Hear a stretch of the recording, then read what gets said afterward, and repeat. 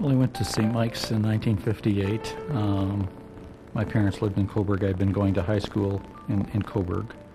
Um, my parents were very strong in Catholic education, and being from a large family, in those days the expectation was that one of the children would have a vocation. My sister had entered the Sisters of St. Joseph, and I guess the hope was that I might be the priest in the family.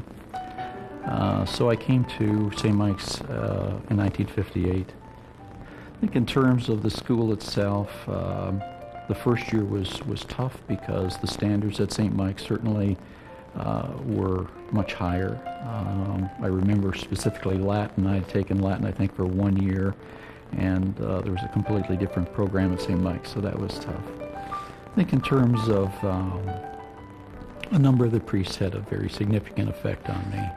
I suppose in the first year, though, Father Williams, who was librarian at that time, would have been the most, because he was my spiritual director. I think it was really through that period of time that it was clear to me that the married vocation was my vocation and not the priesthood.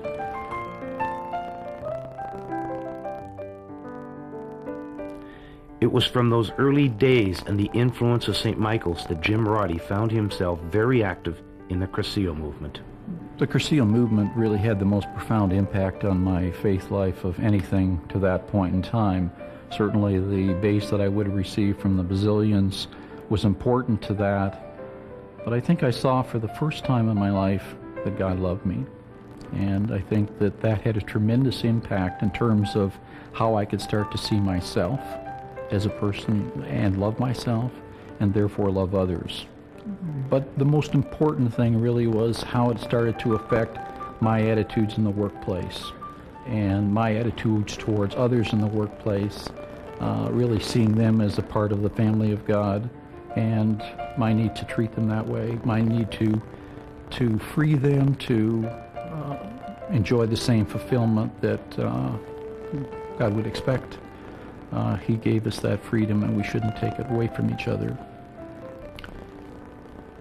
Well, I suppose my commitment to the school is really twofold. First of all, I have two sons there that will complete their education over the next 3 years, Andrew and Matthew.